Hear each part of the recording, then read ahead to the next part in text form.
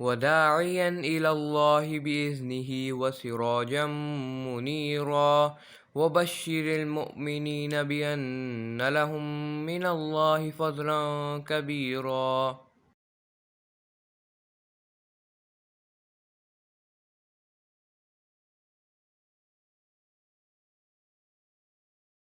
نحمده ونصلي على رسوله الكريم اما بعد فاعوذ بالله من الشیطان الرجیم بسم اللہ الرحمن الرحیم رب اشرح لي صدری ویسر لي امری واحلل عقدۃ من لسانی یفقهوا قولی رب زدنی علما اللہم فقہنا فی الدین اللہم انی اسألک ایمانا لا یرتد ونعیما لا ینفد ومرافقة محمد صلی اللہ علیہ وسلم فی اعلیٰ جنت الخلد آمین یا رب العالمین۔ باب وما لکم لا تقاتلون فی سبیل اللہ والمستضعفین من الرجال والنساء الآیہ۔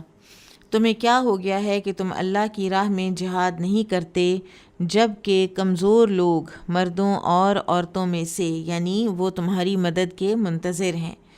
اس آیت کریمہ میں ان کمزور مسلمان بیواؤں اور بچوں کی طرف اشارہ ہے جو مکہ میں رہائش رکھے ہوئے تھے اور اسلام لانے کی وجہ سے وہ کافروں کے ظلم کا شکار تھے اور مجبور تھے ان کا ظلم برداشت کرنے پر، اور اللہ تعالیٰ سے دعائیں کیا کرتے تھے کہ اللہ تعالیٰ ان ظالم لوگوں سے رہائی کی کوئی صورت پیدا فرما دیں۔ تو اللہ تعالیٰ نے مسلمانوں کو، یہ جو یہاں پر استفہام ہے یہ ہے ڈانٹ کے لیے، ٹھیک ہے، ڈس اپروول کے لیے کہ کیا ہے تمہیں، کیوں نہیں اٹھتے تم۔ قال حدثنی عبداللہ بن محمد قال حدثنا سفیان عن عبید اللہ قال سمعت ابن عباس قال كنت انا و امی من المستضعفین۔ عبید اللہ سے روایت ہے کہ انہوں نے کہا میں نے ابن عباس رضی اللہ عنہما کو یہ فرماتے ہوئے سنا کہ میں اور میری والدہ انہی کمزور لوگوں میں سے تھے۔ قال حدثنا سلیمان بن حرب قال حدثنا حماد بن زید عن ایوب عن ابن ابی ملیکۃ ان ابن عباس تلا۔ ابن عباس رضی اللہ عنہما نے اس آیت کو تلاوت کیا، الا المستضعفین من الرجال والنساء والولدان، مگر جو مرد، عورتیں اور بچے فی الواقع کمزور اور بے بس ہیں۔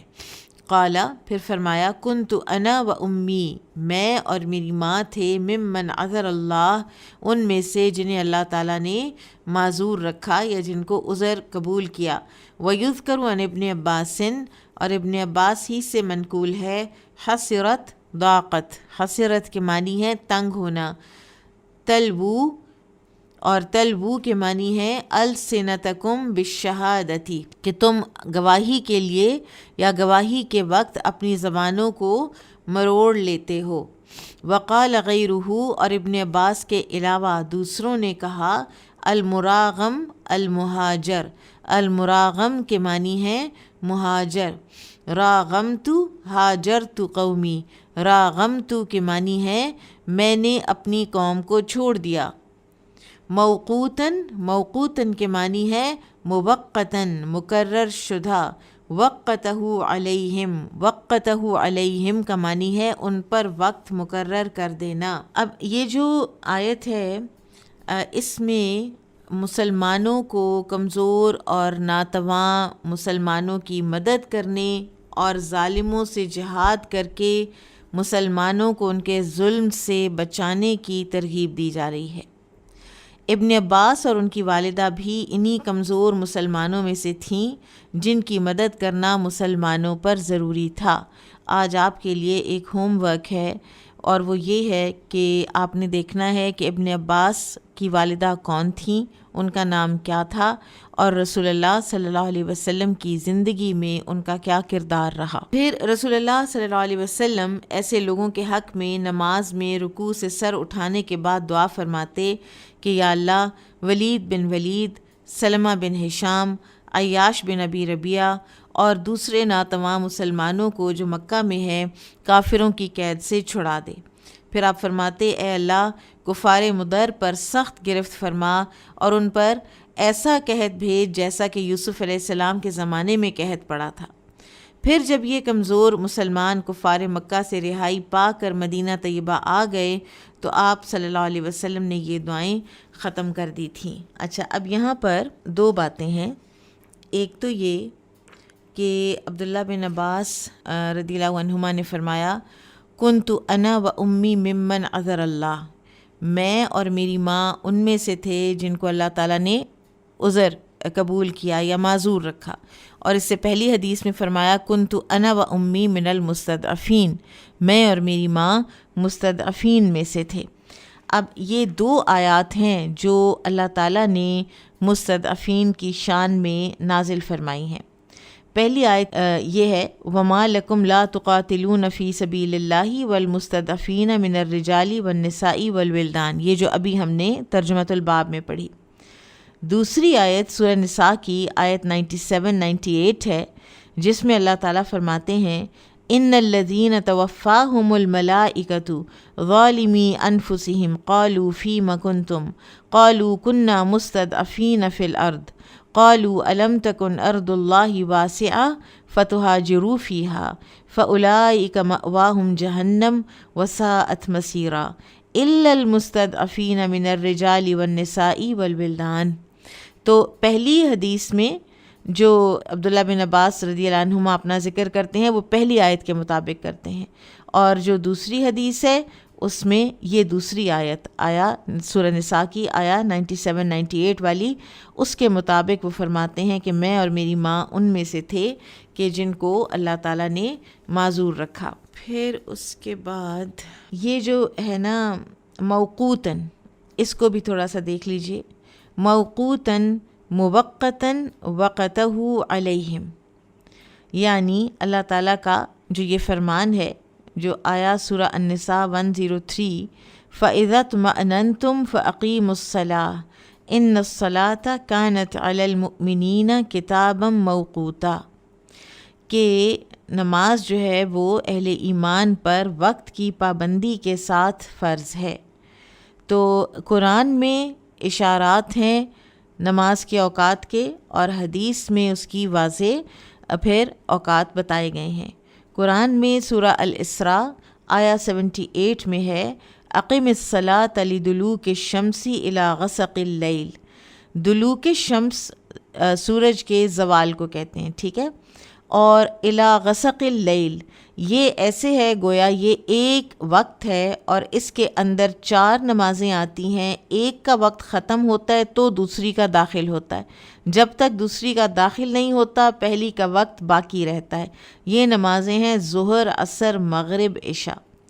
پھر عشاء کا جو وقت ہے وہ نصف اللیل کا ہے، اور نصف اللیل کے بعد فجر تک عشاء کا وقت نہیں ہے، کسی بھی فرض نماز کا وقت نہیں ہے، اور اسی لیے اللہ سبحانہ و تعالیٰ نے وقرآن الفجر کو الگ رکھا ہے، اس لیے کہ وہ عشاء کے ساتھ متصل نماز نہیں ہے، ٹھیک ہے۔ اور یہاں پر کچھ جو اہل علم ہیں وہ یہ کہتے ہیں کہ عشاء کا وقت طلوع فجر تک باقی رہتا ہے، لیکن یہ جو بات ہے اس کی کوئی دلیل نہیں ہے، کیونکہ احادیث اسی بات پر دلالت کرتی ہیں کہ عشاء کا وقت نصف اللیل تک ہے، ٹھیک ہے۔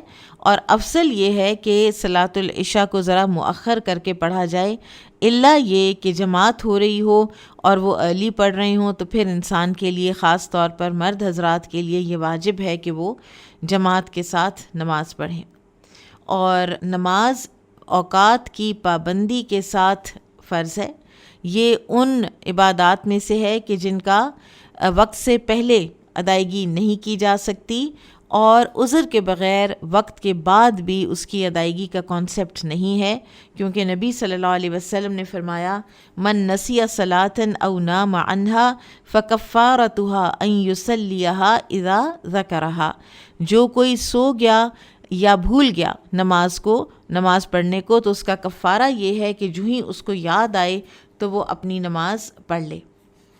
پھر ایک اور آیت پیچھے گزری ہے جہاں پر امام بخاری نے تلوو کو ایکسپلین کیا ہے، تلوو السنتکم بالشہادہ، ٹھیک ہے. تو یہ جو آیت ہے یا ایھا الذین آمنوا کونوا قوامین بالقسط شہداء للہ ولو علی انفسکم او الوالدین والاقربین ان یکن غنیا او فقیرا فاللہ اولی بہما فلا تتبعوا الہوی ان تعدلوا وان تلووا او تعرضوا فان اللہ کان بما تعملون خبیرا. یہاں پر ایک بات جس کو تھوڑا سا ڈسکس کرنا چاہیے وہ ہے کہ اے لوگوں جو ایمان لائے ہو، انصاف کے گواہ بن کر کھڑے رہو، یعنی اسٹریٹ فارورڈ انصاف کی بات کیا کرو. ولو علی انفسکم، چاہے وہ تمہارے اپنے خلاف پڑتی ہو، او الوالدین، یا وہ تمہارے والدین کے خلاف پڑتی ہو، والاقربین، یا تمہارے وہ عزیز و اقارب کے خلاف پڑتی ہو. اب دیکھیے کہ نبی صلی اللہ علیہ وسلم نے فرمایا کہ انصاف کرنے والے قیامت کے دن موتیوں اور نور کے ممبروں پر ہوں گے. اور پھر آپ دیکھیے کہ انصاف کے کس لیول پر اللہ تعالیٰ اپنے بندوں کو، اہل ایمان کو دیکھنا چاہتا ہے کہ اپنے خلاف بھی شہادت دے لیں، کنفیس کر لیں اپنے گناہ کو، اپنی غلطی کو مان لینا. اگر عدالت میں بھی بولنا پڑ جائے تو بول جانا، تاکہ اللہ تعالیٰ کی اخروی ناراضگی سے انسان بچ جائے. اسی طرح سے والدین، بعض اوقات انسان کو اپنے آپ کے خلاف گواہی دینا اتنا مشکل نہیں لگ رہا ہوتا جتنا اس کو اپنے والدین کے خلاف بولنا لگ رہا ہوتا ہے، لیکن کہیں اگر گواہی دینی پڑے تو پھر سچ کی گواہی ہی دینی چاہیے، چاہے وہ والدین کے خلاف پڑ رہی ہو اور چاہے اس میں والدین آپ سے ناراض ہو رہے ہوں، غصہ ہو رہے ہوں. ایون دین، اس لیے کہ یہ دراصل آپ ان کی مدد کر رہے ہیں، کیونکہ نبی صلی اللہ علیہ وسلم نے فرمایا انصر اخاک ظالما او مظلوما، اپنے بھائی کی مدد کرو چاہے وہ ظالم ہو یا وہ مظلوم ہو.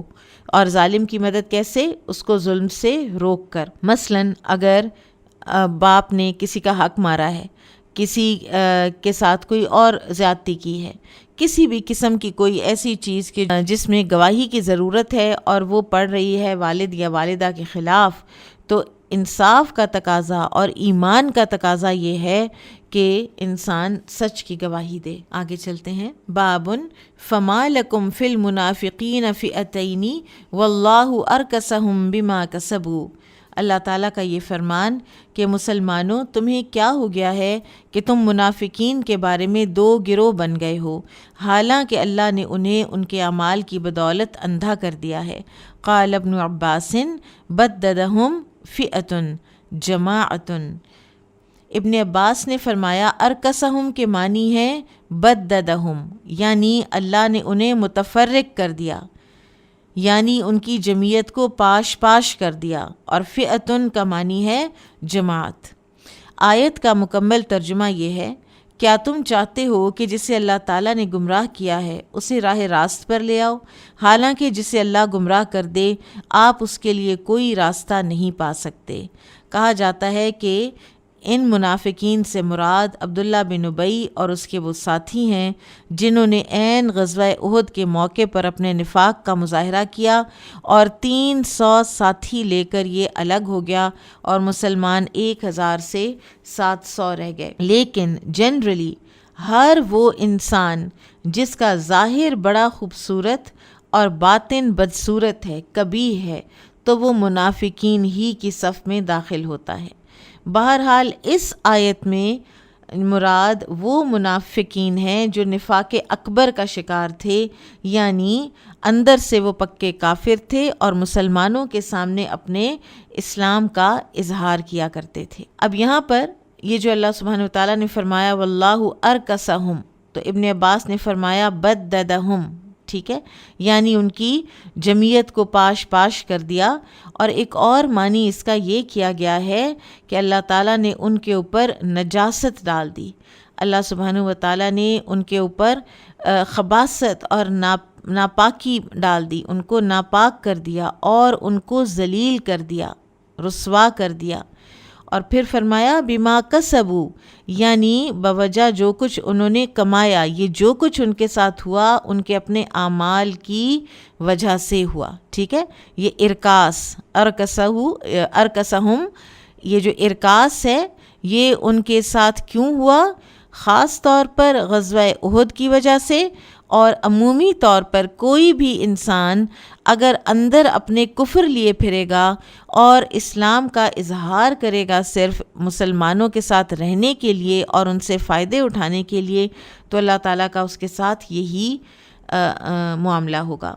پھر اسی آیت میں آگے اللہ تعالیٰ فرماتے ہیں اتریدون ان تہدوا من اضل اللہ، کیا تم چاہتے ہو کہ تم اس کو ہدایت دو جس کو اللہ گمراہ کر دے؟ یہاں پر استفہام انکار کے لیے ہے۔ آپ دیکھیں کل ہم نے ایک استفہام پڑھا تھا فَكَيْفَ إِذَا جِئْنَا، جو تھا کہ کیا ہوگا جب ہم آپ کو لے کر آئیں گے، فَكَيْفَ إِذَا جِئْنَا مِن كُلِّ أُمَّةٍ بِرَسُولٍ، کیا ہوگا جب ہم ہر امت میں سے ایک رسول لے کے آئیں گے، تو وہ اس موقع کی عظمت کے لیے تھا۔ پھر ہم نے پڑھا کہ مالکم، تمہیں ہے کیا کہ تم مستضعفین کے لیے نہیں نکلتے، تو وہ ڈانٹ کے لیے تھا۔ اب یہاں پر اتریدون ان تہدوا من اضل اللہ، یہ یہاں پر آپ کے ترجمۃ الباب میں آیت نہیں لکھی ہوگی، لیکن آگے یہ آیت آ رہی ہے اسی جگہ پر۔ یہاں پر استفہام انکار کے لیے ہے، یعنی یہ نہیں ہو سکتا کہ تم جس کو چاہو ہدایت دے لو، اور جس کو اللہ نے گمراہ کیا ہو اور تم اس کو ہدایت دے لو، یہ ہو نہیں سکتا۔ اور یہاں پر سب سے جو واضح مثال ہے وہ نبی صلی اللہ علیہ وسلم کے اپنے چچا ابو طالب کی ہے۔ ابو طالب کا آپ صلی اللہ علیہ وسلم کی زندگی میں بہت بڑا اور بہت پازیٹیو رول ہے، اور ان کے بڑے فضیلت تھی ان دا سینس کہ انہوں نے آپ صلی اللہ علیہ وسلم کی تنہا مدد کی اور دفاع کیا، لیکن کفر پر ہی ان کی وفات ہوئی۔ اور اسی لیے اللہ سبحانہ وتعالیٰ نے فرمایا وَمَن يُضْلِلِ اللَّهُ فَلَن تَجِدَ لَهُ سَبِيلًا، جس کو اللہ ہدایت دے اس کے لیے تم کوئی راستہ نہیں پاؤ گے۔ سبیلا یہاں مراد ہے ہدایہ، ٹھیک ہے، کہ انسان کسی کی ہدایت کے لیے کوشش کرتا ہے، اس کو کنونس کرنے کی کوشش کرتا ہے، ٹھیک ہے، لیکن ہدایت کی توفیق اللہ سبحانہ و تعالیٰ ہی کی طرف سے ہوتی ہے۔ اب کیا اس کا یہ مطلب ہے کہ ہم لوگوں کی کوشش کرنا چھوڑ دیں کہ اس کو اگر اللہ نے توفیق دینی ہوئی تو دے دے گا، ورنہ تو مرتے دم تک کئی لوگ کافر ہی رہتے ہیں چاہے ان کے لیے کتنی بھی کوشش کی جائے؟ نبی صلی اللہ علیہ وسلم نے فرمایا احرص علی ما ینفعک واستعن باللہ، اس چیز کی حرص رکھو جو تمہیں نفع دیتی ہے اور اللہ سے مدد مانگو، ولا تعجز، اور عاجز نہ ہونا، ہارنا نہیں، وَإِنْ أَصَابَكَ شَيْءٌ، اور پھر اگر تمہیں کوئی مصیبت پہنچے فَلَا تَقُلْ، تو پھر یہ نہ کہو لَوْ أَنِّي فَعَلْتُ كَانَ كَذَا وَكَذَا، اگر میں یہ کرتا تو یہ ہو جاتا وہ ہو جاتا، وَلَكِنْ قُلْ، لیکن تم کہا کرو قدر اللہ وما شاء فعل، یہ تو اللہ کی تقدیر ہے، یہ تو لکھا ہوا تھا، اور جو اللہ نے چاہا اس نے کیا۔ فَإِنَّ لَوْ تَفْتَحُ عَمَلَ الشَّيْطَانِ، اس لیے کہ لو شیطان کے عمل کا دروازہ کھولتا ہے، یعنی انسان کے اندر ریگریٹس آتے ہیں، پچھتاوے آتے ہیں، اور انسان اس نیگیٹیوٹی میں سے نکل ہی نہیں پاتا، اور پھر اس کو بعض اوقات اللہ سے شکایتیں ہونے لگ جاتی ہیں، بعض اوقات اپنے کسی ایک فیصلے پر ریگریٹ ہوتا ہے تو پھر اس کو لے کے انسان بیٹھا رہتا ہے، حالانکہ اینڈ آف دا ڈے وہ اللہ تعالیٰ کی مشیت تھی، اور اللہ تعالیٰ ہی کے فیصلے کے مطابق آپ کی تقدیر میں وہ جو لکھا ہوا تھا وہی ہوا۔ انسان کو بعض اوقات یہ سوچ آتی ہے کہ کسی انسان کے لیے، کسی کافر کے لیے اتنی کوشش کی جائے اور پھر بھی وہ مسلمان نہ ہو اور پھر بھی اس کو ہدایت نہ آئے، تو اس کا معنی کیا ہے، اس کی وجہ کیا ہے، ہم پھر اتنی ایفرٹ کیوں کرتے ہیں؟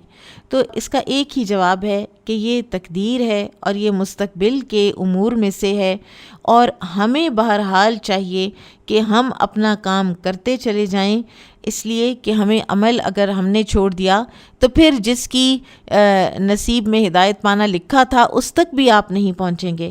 تو آپ اپنا عمل کرتے رہیں، کیونکہ آپ کے لیے آپ کا نامہ اعمال امپورٹنٹ ہے۔ نبی صلی اللہ علیہ وسلم نے علی بن ابی طالب رضی اللہ عنہ کو جب خیبر کا ایک قلعہ فتح کرنے کے لیے بھیجا تھا تو آپ نے فرمایا تھا کہ ان کے میدان میں جا کے اترو اور پھر سب سے پہلے ان کو اسلام کی طرف دعوت دو، اور یہ سب سے بڑے دشمن یہودی تھے، اور پھر انہیں یہ خبر دو، انہیں بتاؤ کہ اللہ کا کون کون سا حق ان کے اوپر واجب ہے، اور قسم اللہ کی اگر تمہاری وجہ سے ایک بندہ بھی ہدایت پا گیا تو یہ تمہارے لیے سرخ اونٹوں کی دولت سے بھی بہتر ہے۔ تو لہٰذا اصل بات یہ ہے کہ انسان کو اپنے لیے ٹرائی کرتے رہنا چاہیے، اپنے نامہ اعمال میں اپنا عذر اللہ سبحانہ وتعالیٰ کے ہاں پیش کرنے کے لیے۔ ہدایت توفیق دینا اللہ سبحانہ وتعالیٰ کا اپنا فیصلہ ہے، کسی کو دیں کسی کو نہ دیں۔ بابن وَإِذَا جَاءَهُمْ أَمْرٌ مِّنَ الْأَمْنِ أَوِ الْخَوْفِ أَذَاعُوا بِهِ۔ آیت کریمہ، اور انہیں جب کوئی امن یا خوف کی بات پہنچتی ہے تو اسے خوب ہوا دیتے ہیں۔ منافق کی ایک خاص نشانی کہ وہ افواہوں کو اور موریل ڈاؤن کرنے والا، مسلمان معاشرے کے موریل کو ڈاؤن کرنے والا جو بھی پروپیگنڈا ہوگا اس کو وہ عام کرے گا۔ ای افشوہ، یعنی اس کو پھیلا دیتے ہیں، مشہور کر دیتے ہیں۔ یستنبتونہ یستخرجونہ، یستنبتونہ کے معنی صحیح نتیجہ اخذ کر سکتے ہیں۔ یہ سورہ نساء کے وقتاً فوقتاً جو الفاظ آئے ہیں ان میں سے کچھ کی تشریح امام بخاری کر رہے ہیں۔ حسیباً کافیاً، حسیباً کے معنی ہے کافی۔ الا اناثا، الا اناثا کے معنی ہے یعنی الموات حجراً او مدراً او ما اشبہہ۔ الا اناثا کے معنی ہے بے جان چیزیں جیسے مٹی اور پتھر وغیرہ۔ مریداً متمرداً، مریداً سے مراد سرکش ہے، یعنی سرکش شیطان کو کہا گیا نا۔ فَلَيُبَتِّكُنَّ، فَلَيُبَتِّكُنَّ کا لفظ بَتَّكَهُ قَطَّعَهُ سے ماخوذ ہے، یعنی اس کو کاٹ ڈالو۔ قیلاً، قیلاً وقولاً واحد، قیلاً اور قولاً دونوں کے ایک ہی معنی ہیں۔ طبع ختم، طبع کے معنی ہے مہر لگا دی۔ اب غزوہ احد اور غزوہ خندق کے جو درمیانی وقت تھا نا، اس میں مدینہ طیبہ میں بڑی افواہیں پھیلیں اور ہر طرف ایک ہنگامی قسم کی فضا چھائی ہوئی تھی، اور آئے دن منافقین کوئی نہ کوئی ایسی بات کرتے کہ جو موریل ڈاؤن کرنے والی ہوتی۔ تو یہاں پر افواہوں کے متعلق ایک جنرل رول دے دیا گیا ہے، ایک جنرل رول دے دیا گیا ہے کہ ان کو اگر نیگیٹو بات ہے نا تو اس کو دبا جائیں، اور یا پھر اس کو ردوہ، اس کو کدھر لوٹاؤ جا کے اولی الامر کو، ان کو بتا دو کہ وہ خود اس کا فیصلہ کر لیں، وہ خود اس کی تحقیق کر لیں۔ لیکن معاشرے میں اس طرح کی باتیں جو پھیلانا ہے نا وہ درست نہیں ہے۔ ہر موقع پر ہمارا رویہ یہی ہونا چاہیے کہ ہم افواہ کو دبائیں، خاص طور پر نیگیٹو بات کو۔ تو عمر رضی اللہ تعالیٰ عنہ نے اس آیت کا ایک شان نزول بیان کیا ہے کہ وہ فرماتے ہیں کہ لوگ مسجد نبوی کے صحن میں بیٹھے باتیں کر رہے تھے کہ رسول اللہ صلی اللہ علیہ وسلم نے اپنی بیویوں کو طلاق دے دی ہے، اور جب میں نے خود رسول اللہ صلی اللہ علیہ وسلم کے پاس جا کر اس معاملے کی تحقیق کی تو معلوم ہوا کہ آپ نے طلاق نہیں دی۔ یہ آیت اسی کے بارے میں نازل ہوئی۔ بہرحال امام بخاری نے اس مقام پر کوئی حدیث ذکر نہیں کی، البتہ عمر رضی اللہ عنہ کا واقعہ اس کے عین مطابق ہے، اور ہو سکتا ہے کہ امام بخاری کی جو ایک کرائیٹیریا ہے اس پر یہ واقعہ پورا دلیل کے لحاظ سے یا سند کے لحاظ سے نہ اترتا ہو، تو انہوں نے اس کو ذکر نہیں کیا۔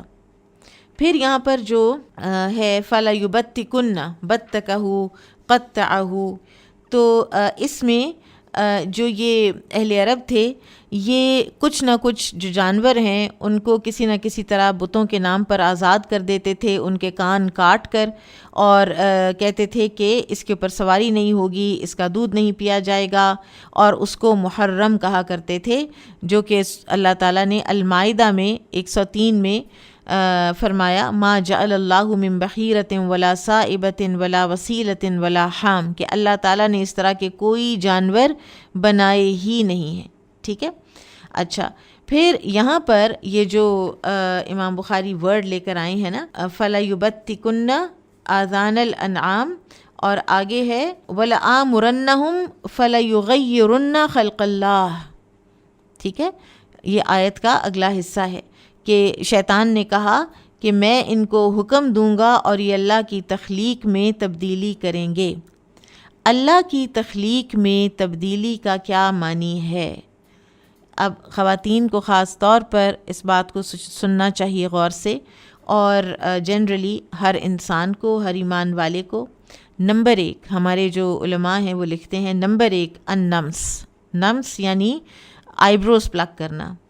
نمبر 2 الوشر، واو شین را، وشر ہے دانتوں کے درمیان فاصلہ کرنا حسن کی خاطر. تیسرا ہے الوشم. وشم ہے کوئی اپنے ٹیٹوز جو ہوتے ہیں نا, ٹھیک ہے, اور اس ٹیٹوئنگ کے اندر یہ بھی آ جاتا ہے. ایک تو یہ جو ٹریڈیشنل ٹیٹوز ہیں کہ اپنے اوپر کوئی ایسے رنگین ڈیزائن بنوا لیے اور ایسے ایسے وہ کراہت امیز ہوتے ہیں کہ انسان جو ہے وہ بالکل ان کی طرف دیکھنا گوارا نہیں کر پاتا بعض اوقات. لیکن اس کے ساتھ ہی اس میں وہ بھی چیز آ جاتی ہے کہ انجیکشنز لگوا کے اپنی پگمنٹیشن کرا کے اپنے کالے رنگ کو گورا کرنا اور ہمیشہ کے لیے اس ساری چیز کو تبدیل کر دینا جو اللہ تعالیٰ نے جس حیت پر آپ کو بنایا ہے. پھر اسی طرح سے بعض یہ جو افریقن کنٹریز کے اندر یہ گال جو ہیں اور ہونٹ جو ہیں ان کے اوپر ایک وہ لوہے کے سانچے ڈال دیے جاتے ہیں, بنا دیے جاتے ہیں مولڈ سے, اور ان کو کھینچا جاتا ہے ہونٹوں کو, اور یہ ان کے ہاں ایک خوبصورتی کی علامت ہے.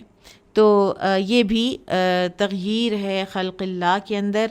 اور پھر یہاں ایک اور سوال اٹھتا ہے, اور وہ ہے کہ خواتین جو ہیں وہ جو بال ہیں جیسے جسم کے, ان میں سے کون سے پلک کر سکتی ہیں, کون سے نہیں کر سکتی, یا آدمی بھی.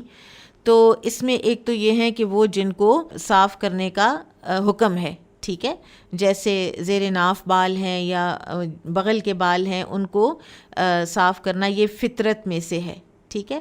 پھر اسی طرح سے کچھ ہیں کہ جن کو کلین کرنا یا کاٹنا پلک کرنا منع ہے, مردوں کے لیے داڑھی اور عورتوں کے لیے آئی بروز کے بال, ٹھیک ہے. پھر تیسری قسم بالوں کی وہ ہے کہ جن کے بارے میں سکوت اختیار کیا گیا ہے, ان کے بارے میں کوئی حکم نہیں ہے, ٹھیک ہے. فار ایگزامپل جیسے اگر کسی خاتون کے ایسے بال نکل آئیں کہ جو مردوں کی مشابہت والے ہوں تو وہ ان کو ہٹا سکتی ہے, پلک کر سکتی ہے یا ویکسنگ وغیرہ کر سکتی ہے. اور جہاں تک میک اپ اور ہنا وغیرہ لگانے کا تعلق ہے تو یہ اللہ تعالیٰ کی خلق میں تبدیلی میں نہیں آتے. ہاں, دو چیزوں کا خیال رکھنا ہے. ایک یہ کہ میک اپ نامحرم کے سامنے نہ ہو, یعنی یہ ایک اور اینگل سے بات کی جا رہی ہے کہ وہ نامحرم کے لیے نہ کیا گیا ہو.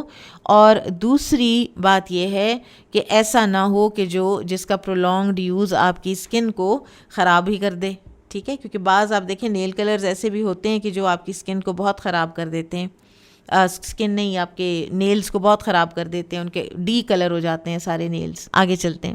بابن ومن یقتل مؤمنا متعمدا فجزاؤہ جہنم. اور جو کسی مومن کو دیدہ دانستہ قتل کرے تو اس کی سزا جہنم ہے. مکمل ترجمہ. اور جو کسی مومن کو جان بوجھ کر قتل کر دے تو اس کی سزا جہنم ہے جس میں وہ ہمیشہ رہے گا. اس پر اللہ کا غضب اور اس کی لعنت ہے, اور اللہ نے اس کے لیے بہت بڑا عذاب تیار کر رکھا ہے.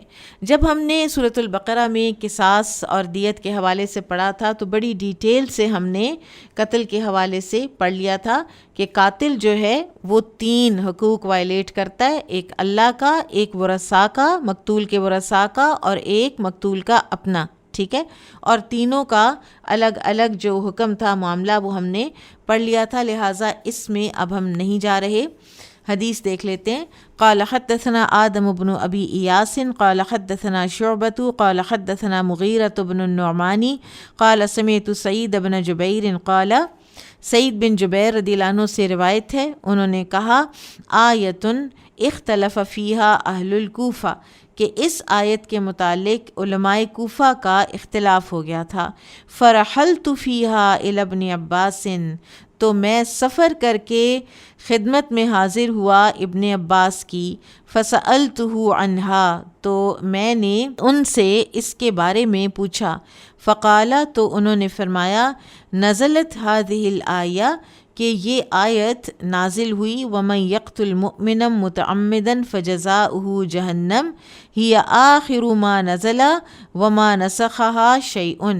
اس موضوع سے متعلق, یعنی قتال کے موضوع سے متعلق, ناحق قتل کے موضوع سے متعلق یہ آخری آیت ہے جو نازل ہوئی, اور اسے کسی اور آیت نے منسوخ بھی نہیں کیا. لہٰذا جو کوئی کسی مومن کو جان بوجھ کر قتل کرے گا تو پھر اس کے بعد اس سے آگے ڈیٹیل ہے. آپ دیکھیے کہ اگر وہ توبہ کرتا ہے یا وہ قصاص میں قتل ہوتا ہے یا وہ سچی توبہ کرتا ہے تو پھر اس کا کیا معاملہ ہوگا, اور اگر وہ توبہ نہیں کرتا تو پھر اس کا کیا معاملہ ہوگا.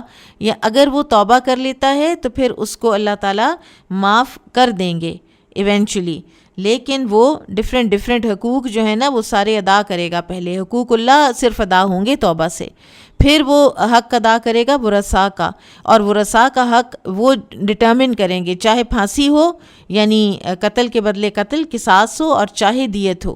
اور تیسرا حق مقتول کا ہے, سچی توبہ ہوگی تو مقتول کا حق اللہ اپنے پاس سے دیں گے. اگر وہ توبہ بھی نہیں کرے گا اور ڈیفائنٹ رہے گا کہ میں نے بالکل ٹھیک کیا کہ اس کو قتل کیا, تو قیامت کے دن مقتول کا جو حق ہے وہ اس کو دینا ہوگا اپنی نیکیوں میں سے. اور اگر وہ توبہ ہی نہیں کرتا تو پھر اس کا ٹھکانہ جہنم ہے, اور اس میں وہ ہمیشہ رہے گا. بہرحال قتل انسانی جو ہے نا وہ بہت ہی بڑا جرم ہے. قرآن مجید نے ایسے خون کو پوری نوع انسانی کا قتل قرار دیا ہے. اور ابن عباس کا موقف جو ہے نا وہ بڑا واضح ہے. وہ کہتے ہیں کہ ایسے قاتل کی توبہ قبول ہوتی ہی نہیں ہے, ٹھیک ہے. لیکن قرآن کے باقی بیانات کے مطابق سچی توبہ کرنے سے عظیم گناہ بھی معاف ہو جاتے ہیں. اور پھر ایک جگہ پر اللہ تعالیٰ فرماتے ہیں کہ اللہ تعالیٰ اس بات کو معاف نہیں کرے گا کہ اس کے ساتھ کسی کو شریک ٹھہرایا جائے, اس کے علاوہ دیگر گناہ جس کے لیے چاہے گا معاف کر دے گا. تو لہٰذا ظاہر ہے کہ قتل بھی اسی میں آتا ہے.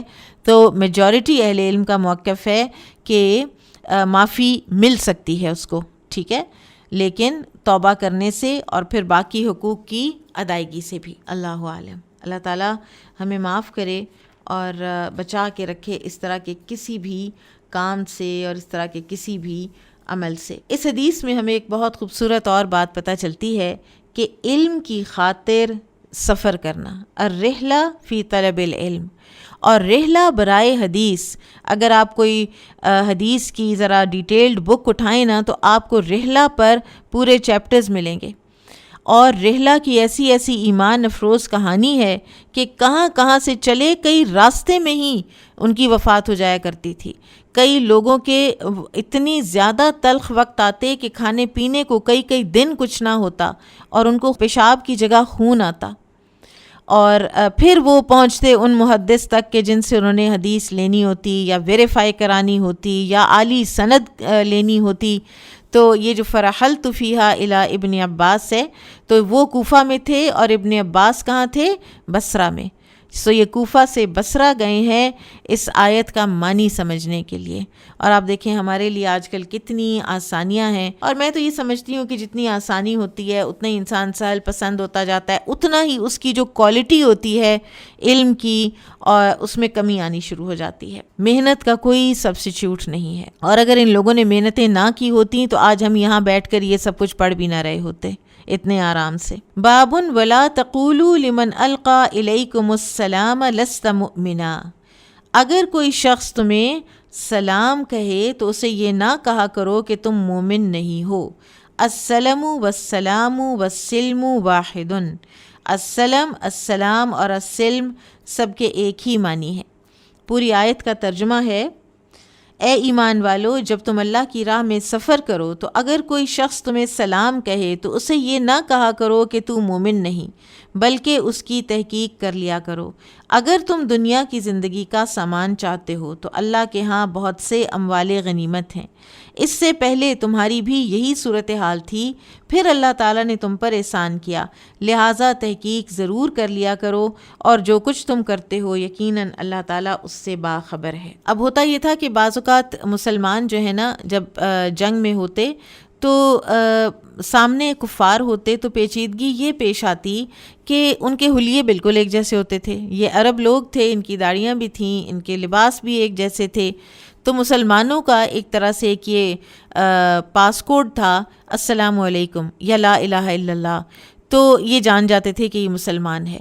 تو اب ہوتا یہ کہ کئی دفعہ عین جب مرنے لگتا کوئی کافر تو وہ سلام کہہ دیتا یا لا الہ الا اللہ کہتا، تو مسلمانوں کو یہ مغالطہ ہوتا کہ شاید یہ بہانے کے طور پر کہہ رہا ہے، تو پھر وہ اس کو چھوڑتے نہیں تھے، اس کے ساتھ یہی گمان کرتے کہ یہ تو صرف اپنی جان بچانے کے لیے کر رہا ہے۔ اور اس طرح کا ایک واقعہ جو ہے وہ اسامہ بن زید کا ملتا ہے، اور ایک واقعہ سیدنا خالد بن ولید رضی اللہ عنہ کا ملتا ہے کہ جب آپ صلی اللہ علیہ وسلم نے فرمایا تھا کہ کیا تم نے اس کا دل چیر کے دیکھ لیا تھا کہ وہ جان بوجھ کے اپنی جان بچانے کے لیے کہہ رہا ہے؟ تو ہمارے لیے جو حکم ہے نا وہ یہ ہے کہ ہم لوگوں کے دلوں میں جا کے نقب نہیں لگائیں گے، ہم لوگوں کے دلوں کو جا کر نہیں ٹٹولیں گے کہ دل کے اندر کیا ہے۔ اگر وہ زبان سے ایک بات کہہ رہا ہے تو بس پھر اس کی زبان ہی کا اعتبار کر لیا جائے گا۔ اور ویسے جنرلی ہمارے لیے جو ایک حکم ہے نا وہ یہ ہے کہ جو کوئی بھی کوئی بات کرے تو اس کو فوراً جج نہیں کر دینا چاہیے کہ نہیں یہ غلط کہہ رہا ہے، یہ منافق ہے، اور اس نے تو اس وجہ سے کہا ہے۔ ہماری عادت ہوتی ہے کہ ہم ہمیشہ نیگیٹو بات کو زیادہ پروموٹ کرنا چاہ رہے ہوتے ہیں، تو اس سے اپنے آپ کو ایک بہت بڑی ایک یہاں پہ ہماری اخلاقی تربیت اصل میں مسلمانوں کی جا رہی ہے۔ قال حدثنا علی بن عبد اللہ قال حدثنا سفیان عن عمرو عن عطاء عن ابن عباس رضی اللہ عنہما ولا تقولوا لمن القى الیکم السلام لست مؤمنا قال قال ابن عباس كان رجل فی غنیمۃ۔ ابن عباس سے روایت ہے کہ انہوں نے یہ جو درج ذیل آیت ہے، اگر کوئی شخص تمہیں سلام کہے تو اسے یہ نہ کہا کرو کہ تم مسلمان نہیں، اس کے متعلق فرمایا کہ ایک آدمی تھا غنیمتن جو اپنی بکریاں چرا رہا تھا، لہو جو اس کی تھیں، فلحقہ المسلمون تو کچھ مسلمان اس کو ملے، فقال السلام علیکم تو اس نے ان سے کہا السلام علیکم، فقتلوہ لیکن مسلمانوں نے اسے قتل کر دیا، یہ جان کر کہ یہ صرف بہانہ لگا رہا ہے، وَأَخَذُوا غُنَیمَتَهُ اور اس کی بکریوں پر بھی قبضہ کر لیا، فَأَنزَلَ اللَّهُ فِي ذَلِكَ إِلَىٰ قَوْلِهِ تو اللہ تعالیٰ نے یہ آیت نازل فرمائی اس بات تک، عرض الحیات الدنیا یعنی تم لوگ چاہتے ہو دنیا کی زندگی کا تھوڑا سا سامان، اور یہاں پر کیا مراد تھی؟ تلک الغنیمہ یعنی ان بکریوں کی طرف اشارہ تھا۔ قال قرأ ابن عباس السلام، ابن عباس نے اپنی قرات میں السلام ہی پڑھا ہے، بجائے اس کے کہ ایک بے گناہ تمہارے ہاتھوں مارا جائے، ٹھیک ہے، اس سے بہتر ہے کہ تم غلطی سے ایک کافر کو زندہ چھوڑ دو، ہو سکتا ہے کہ کسی دن کو اس کافر کو بھی ہدایت مل جائے۔ اب یہاں پر جو آیت آ رہی ہے شروع سے وہ اس طرح سے ہے، یا ایھا الذین آمنوا اذا ضربتم فی سبیل اللہ فتبینوا، کہ جب تم اللہ کے راستے میں نکلو تو اچھی طرح سے چھان پھٹک کر لیا کرو، ٹھیک ہے۔ اور فی سبیل اللہ جو ہے نا یہ ایک تو استعمال ہوتا ہے جہاد کے لیے، اور دوسرے یہ استعمال ہوتی ہے ٹرم رزق کی طلب کے لیے، رزق حلال کی طلب کے لیے اگر کوئی نکلا ہوا ہے تو اس کے لیے بھی یہ لفظ استعمال ہوتا ہے، یہ ٹرم استعمال کی جا سکتی ہے۔ سورہ المزمل میں آتا ہے وَآخَرُونَ يَضْرِبُونَ فِي الْأَرْضِ يَبْتَغُونَ مِنْ فَضْلِ اللَّهِ، کچھ دوسرے کہ جو زمین میں چلتے ہیں اور وہ تلاش کرتے ہیں اللہ کے فضل کو، اور دونوں کا جو حکم ہے وہ ایک ہی ہے، اور وہ یہ کہ فَقْرَؤُوا مَا تَيَسَّرَ مِنَ الْقُرْآنِ، تو یہ دونوں چیزیں پیرالل ہیں، یہ ایک جیسی ہیں۔ تو آپ دیکھیے کہ ایک انسان جو اپنے گھر سے نکلتا ہے اپنے اہل خانہ کے لیے، اپنی زندگی کے لیے، رزق حلال کی تلاش میں، تو وہ فی سبیل اللہ کے مترادف ہوتا ہے، اور دونوں کا حکم بھی ایک ہی ہے۔ اور دونوں کا حکم کیا ہے؟ وَإِذَا ضَرَبْتُمْ فِي الْأَرْضِ فَلَيْسَ عَلَيْكُمْ جُنَاحٌ أَن تَقْصُرُوا مِنَ الصَّلَاةِ، دونوں سفر جو ہیں ان میں قصر نماز کرنے کا رخصت دی گئی ہے اور حکم دیا گیا ہے، تو دونوں جو ہیں وہ اللہ تعالیٰ کے نزدیک بڑے ایک عظمت والے یہ سفر ہیں اور عظمت والے یہ کام ہیں۔ بابن لا یستوی القاعدون من المؤمنین، نہیں برابر ہو سکتے بیٹھ رہنے والے مومنوں میں سے، غیر اولی الضرری بغیر کسی تکلیف والے، والمجاہدون فی سبیل اللہ اور وہ جو نکلتے ہیں جہاد کے لیے اللہ کے راستے میں۔ پوری آیت کا ترجمہ ہے جو لوگ کسی معذوری کے بغیر بیٹھ رہیں اور جو لوگ اپنی جانوں اور اپنے اموال سے اللہ کی راہ میں جہاد کرتے ہیں، دونوں کی حیثیت برابر نہیں ہو سکتی۔ اللہ تعالیٰ نے اپنے جان و مال سے جہاد کرنے والوں کا بیٹھ رہنے والوں کے مقابلے میں بہت زیادہ درجہ رکھا ہے۔ اللہ تعالیٰ فرماتے ہیں لا يستوي القاعدون من المؤمنین غیر اولی الضرر والمجاہدون فی سبیل اللہ باموالہم وانفسہم، اور پھر اللہ تعالیٰ فرماتے ہیں فضل اللہ المجاہدین باموالہم وانفسہم علی القاعدین درجہ وکلا وعد اللہ الحسنى وفضل اللہ المجاہدین علی القاعدین اجرا عظیما۔ اب یہاں پر فرق ہے نا، اجر میں فرق ہے، ان کی ایفرٹ کے فرق کی وجہ سے۔ اور یہ جو اللہ تعالیٰ نے فرمایا وَكُلًّا وَعَدَ اللَّهُ الْحُسْنَى، تو یہ ہے کہ ثواب تو دونوں کو ملے گا۔ مومن تو وہ بھی ہے جو گھر بیٹھ رہا بغیر کسی عذر کے، وہ ضروری نہیں ہو کہ وہ منافق ہی ہو۔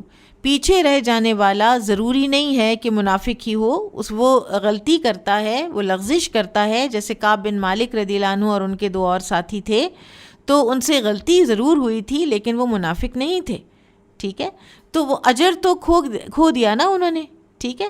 پھر اسی طرح سے جو کوئی معذور ہیں، ٹھیک ہے، ابھی ہم آگے حدیث پڑھیں گے تو پھر مزید کلیئر ہو جائے گا کہ جو معذور ہے نا، فار ایگزامپل اگر ایک انسان ہے وہ جانا چاہتا ہے، پوری اخلاص نیت کے ساتھ وہ جانا چاہتا ہے، لیکن یا اس کے پاس سواری نہیں ہے یا وہ کسی اور وجہ سے معذور ہے، فزیکلی ہینڈی کیپڈ ہے، وہ نہیں جا سکتا، تو پھر ایسے انسان کو اور مجاہد کو نیت کا ایک جتنا اجر ملے گا۔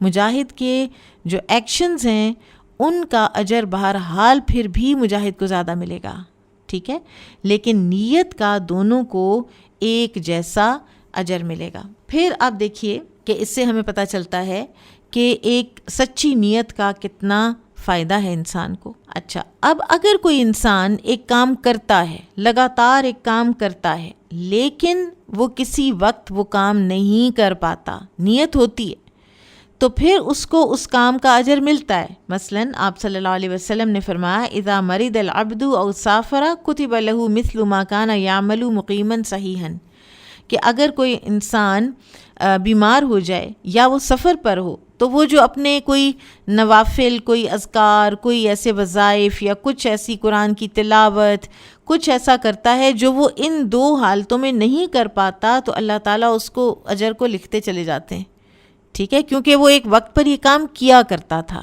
ٹھیک ہے۔ تو ایک تو سچویشن یہ ہے کہ وہ لوگ جو بغیر جانے کی نیت بھی نہیں اور بغیر وجہ کے نہیں گئے، تو پھر انہوں نے کسی قسم کا بھی اجر فی سبیل اللہ کا نہیں پایا۔ دوسری وہ کیٹیگری ہے کہ جو نیت رکھتی تھی لیکن کسی وجہ سے جا نہیں پائی، تو اس کو نیت کا اجر مجاہد کی نیت کی طرح کا ہی ملے گا۔ اور تیسرے وہ ہیں کہ جو ایک کام کرتے ہیں لیکن اس مومنٹ میں وہ کام نہیں کر پا رہے، ٹھیک ہے، کسی وجہ سے، تو ان کو ان کے اس کام کا اجر بھی ملتا رہے گا، نیت پلس کام کا بھی اجر ان کو ملتا رہے گا۔ اللہ عالم۔ حدیث دیکھتے ہیں۔ قال حدثنا اسماعیل بن عبد اللہ قال حدثنی ابراہیم بن سعد عن صالح عن ابن شہاب قال حدثنی سہل بن سعد الساعدی انہ رأى مروان بن الحکم فی المسجد۔ سہل بن سعد ساعدی سے روایت ہے کہ انہوں نے مروان بن حکم کو مسجد میں دیکھا۔ فاقبلت، تو کہتے ہیں کہ میں ان کے پاس آیا، حتی جلست الی جنبہ، یہاں تک کہ میں ان کے پہلو میں بیٹھ گیا۔ فاخبرنا ان زید بن ثابت اخبرہ، تو انہوں نے بتایا، یعنی مروان نے، کہ انہیں زید بن ثابت رضی اللہ عنہ نے خبر دی تھی ان النبی صلی اللہ علیہ وسلم املا علیہ، کہ نبی صلی اللہ علیہ وسلم نے یہ آیت ان سے لکھوائی، لا یستوی القاعدون من المؤمنین والمجاہدون فی سبیل اللہ، کہ مسلمانوں میں سے بیٹھ رہنے والے اور اللہ کی راہ میں اپنی جانوں اور اپنے مالوں سے جہاد کرنے والے برابر نہیں ہو سکتے۔ جب یہ آیت آئی فجاءہ ابن ام مکتوم، تو آئے ابن ام مکتوم جو کہ نابینا تھے، وَهُوَ يُمِلُّهَا عَلَيَّ، اور اس وقت آپ صلی اللہ علیہ وسلم مجھے یہ آیت لکھوا رہے تھے، قالا تو انہوں نے کہا یا رسول اللہ، اے اللہ کے رسول، واللہ اللہ کی قسم، لو استطیع الجہاد معک لجاہدت، اگر میرے اندر استطاعت ہوتی آپ کے ساتھ مل کر جہاد کرنے کی تو میں ضرور جہاد کرتا۔ وکان اعمیٰ، اور وہ تھے نابینا۔ فانزل اللہ علی رسولہ صلی اللہ علیہ وسلم، اور اس وقت اللہ نے اپنے رسول صلی اللہ علیہ وسلم پر یہ آیت نازل کی، وَفَخِذُهُ عَلَى فَخِذِي، اور اس وقت آپ کی ران میری ران پر تھی، فَثَقُلَتْ عَلَيَّ، اور میرے اوپر اتنا بوجھ پڑا، حتیٰ خفتُ، یہاں تک کہ مجھے ڈر لگا، ان ترد فخذی، کہ میری ران ٹوٹ جائے گی، ثم سری عنہ، پھر کیفیت دور ہوئی آپ صلی اللہ علیہ وسلم سے، فانزل اللہ، تو اللہ تعالیٰ نے نازل فرمایا، غیر اولی الضرر، یعنی یہ جو غیر اولی الضرر ہے، بغیر کسی یعنی عذر کے، بغیر پیچھے رہ جانے والے۔ عذر والے جو ہیں، جیسے ابن ام مکتوم ہے یا عمرو بن جموح تھے جو کہ لنگڑے تھے، تو ان کے لیے پھر ایگزمپشن آ گئی، استثناء آ گیا۔ تو بغیر کسی عذر کے، بغیر کسی تکلیف کے جہاد میں نہ نکلنے والے جو ہیں، ان کا اور مجاہدین کا جو درجہ ہے وہ فرق ہے۔ لیکن وَكُلًّا وَعَدَ اللَّهُ الْحُسْنَى، اللہ نے وعدہ اچھا ہر کسی کے ساتھ کیا ہے، کیونکہ نیک عمل تو وہ بھی کرتے ہیں نا، نمازیں، روزے، انفاق فی سبیل اللہ، کیا کیا کچھ کرتے ہیں۔ اچھا، اس حدیث سے ہم بہت کچھ اور بھی سیکھتے ہیں۔ پہلے ہم اسی کے مناسبت کی باقی دونوں احادیث بھی پڑھ لیتے ہیں، پھر ہم دیکھتے ہیں کہ ان حدیث سے ہم نے کیا سیکھا۔ قال حدثنا حفص بن عمر قال حدثنا شعبة عن ابی اسحاق عن البراء رضی اللہ عنہ قال لما نزلت لا يستوي القاعدون من المؤمنین دعا رسول اللہ صلی اللہ علیہ وسلم زیدا فكتبها فجاء ابن ام مکتوم فشکا ضرارته فانزل اللہ غیر اولی الضرر۔ براء رضی اللہ عنہ سے روایت ہے کہ انہوں نے فرمایا، جب یہ آیت نازل ہوئی لا یستوی القاعدون من المؤمنین، تو رسول اللہ صلی اللہ علیہ وسلم نے زید بن ثابت رضی اللہ عنہ کو کتابت کے لیے بلایا اور انہوں نے یہ آیت لکھ دی۔ پھر عبداللہ بن ام مکتوم آئے رضی اللہ عنہ اور اپنے نابینا ہونے کا عذر پیش کیا، تو اللہ تعالیٰ نے غیر اولی الضرر کے الفاظ نازل فرما دیے۔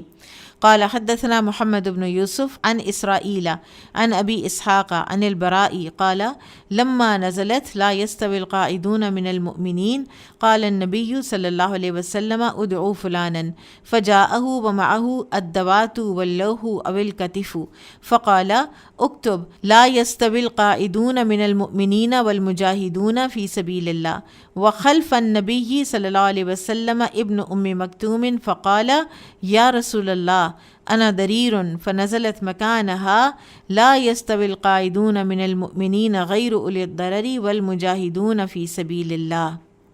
براء بن عازب ہی سے روایت ہے کہ انہوں نے کہا کہ جب یہ آیت نازل ہوئی لا يستوي القاعدون من المؤمنین، تو نبی صلی اللہ علیہ وسلم نے فرمایا کہ فلاں کاتب کو بلا لاؤ، چنانچہ وہ اپنے ساتھ دوات اور تختی یا شانے کی ہڈی لے کر حاضر ہوئے۔